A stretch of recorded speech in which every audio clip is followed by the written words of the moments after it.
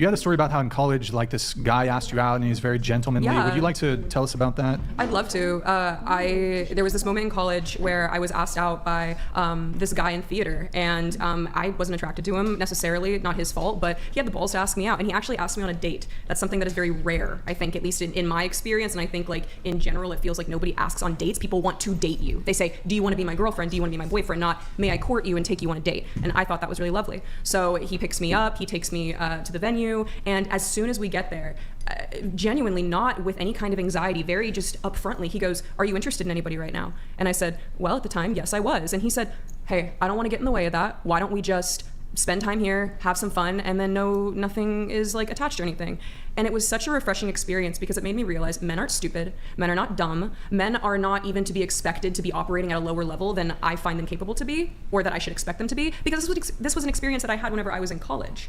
And so it was incredibly refreshing to feel as though I was seen, not as a woman, at least in that moment, but as a genuine equal, as in a partnership. Somebody wanted a partnership with me, and then I rejected it, and they still paid for dinner. And since I have grown older, it is just more and more that I find that rejection equals anger, equals like unsafety for me, and it makes it so that I'm not comfortable even putting myself in any kind of situation like that in the future, you know? So you're saying that you would like a gentlemanly man, somebody who courts you, takes you on a date, all of these sorts of things? Absolutely. I'm in a little bit in two minds here, because I can hear what you're saying, but then I can see that you're dressed as a cat. I'm a dog, and so... And dog. you call yourself a dog. Woof, yes. Do you think Nick, could you open that could door be more? Perhaps hindering that a little bit, the fact that you are a So dog? I don't deserve respect because I'm dressing like an animal? Well, I don't mean, deserve to be treated like a person because I'm dressing like an animal? Hold on a second. Do you think that might be a deterrent for a man who is more traditional if you're dressing like a dog?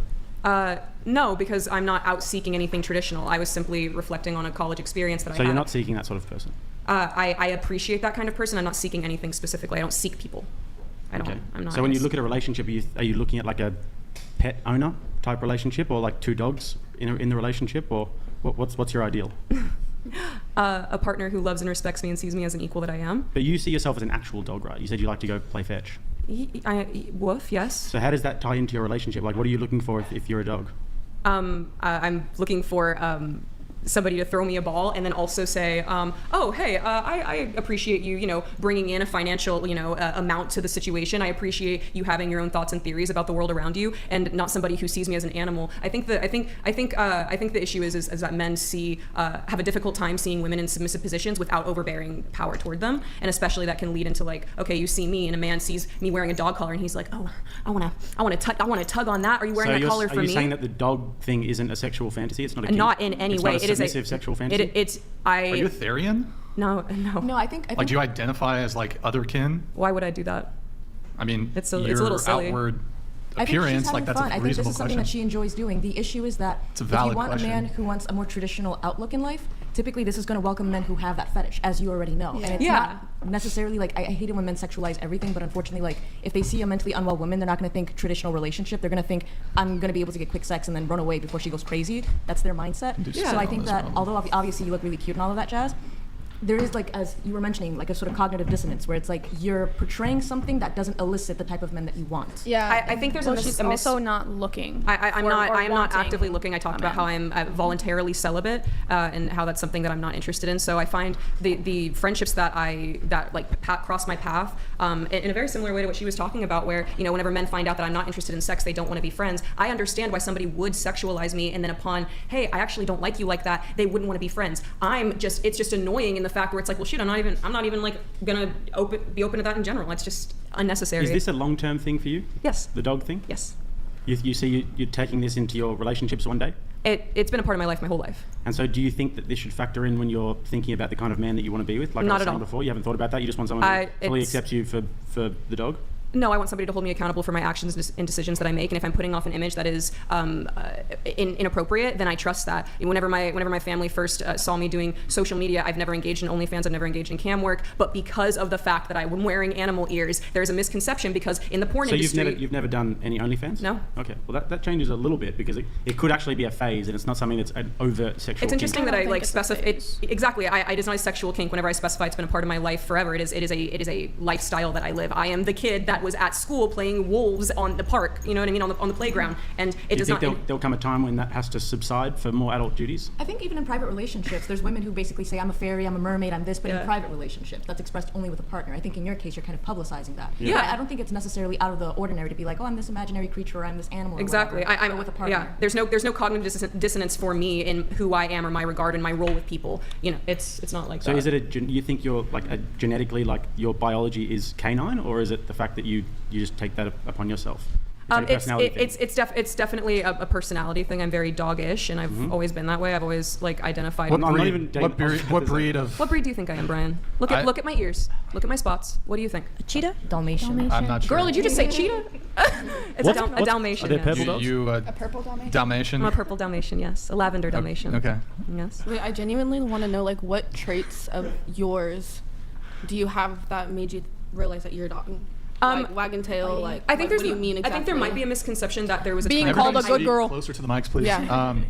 I never realized that I was a dog. It is simply a lifestyle choice. Whenever you are young, you engage in play. We play pretend. We play house. There's somebody who's the mom. Oh, I want to be the dad. I want to be the daughter. I wanted to be the dog from the time I was in preschool. Okay. And it was a very exciting thing for me. I get what she's saying. Yes. Okay, so like when you choose like a character on like I don't know World what of do they Warcraft, play? yeah. Like So on this is the anything. character you So basically, chose. this is her character for life. Yeah, she like it's perma. Like you can't Yeah. reroll. It's Like there's her- no it's her rerolling. skin. She's Yeah. you can't like she can't even change like the breed of dog. Like she can't That's be actually, like you I would want to be, be you would be Chihuahua. impressed with my ear collection. Oh, you actually. do sometimes I change can switch up my the breed. Okay. Wait, I go Can both we- ways. So Hold I on, can, like, going species, back, yeah, all that. going back. Non-binary dog. Can we please see you wag Oh, that no. tail? Let's Species, not. species Wait, hold non-binary. on. You have a tail? Yeah. Yes, can she please wag it? Wait, hold on. I do have a question because people who are like do that shit for kinks, like Yeah. you know, like you I'm know what aware of that, and it's not- It's gross. Yeah, but you to don't- me, it's it's not- frustrating. I feel that. inside of you, like the Do you want it to be? What? Wait, Are no, you- I'm asking Oh. you. No, like these. Yeah, I get what these you're fucking saying, yeah. animal people. They'll like wear tails, and it's actually butt Doc plug. Venabilly donated $200. Let me get this straight. Arthurian is silly, but me and I'm a dog is not. You want to be treated as human while identifying as animal. Do you really not see why you would deter a healthy partner?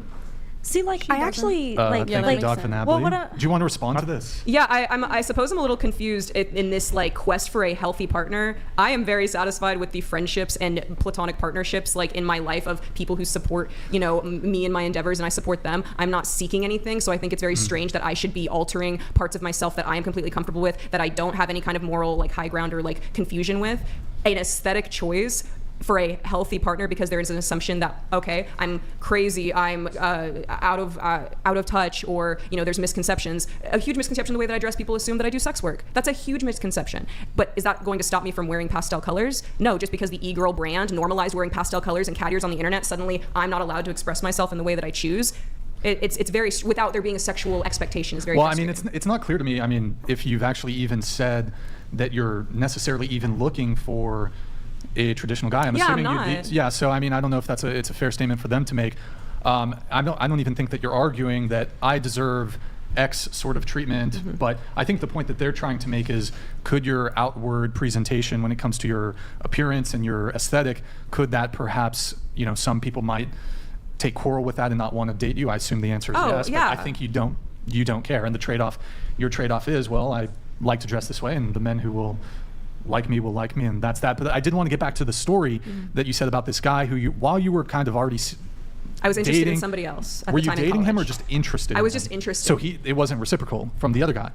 No, Or- from the other guy at the time in college, it was, but it was a long distance thing, so it was just, you know. But so you neither were here nor kind there. of not I was really, emotionally invested in you were something not else. emotionally available for somebody else. And so he asked me up front, and I was up front with him. But okay, but so you still went on the date, and you went on the date with him. He took Oh you yeah, out because and he treated asked you- when we got to the venue. He asked about that. He was like, "Are you Oh, okay. emotionally like looking Sure. for anybody else in that Yeah. regard?" Right. And he was cool with it. He's like, hey, we can still just have a nice little dinner and just keep things friendly. Were you having sex with the other guy? Absolutely not. Oh, okay. Interesting. Was the other guy as gentlemanly and kind and gracious as the guy who you kind of friend zoned? Yes. Okay. Okay. All right. It was I a mean, genuine just mismatch, and I just did not see you like that in the same way you I saw see. me. Okay.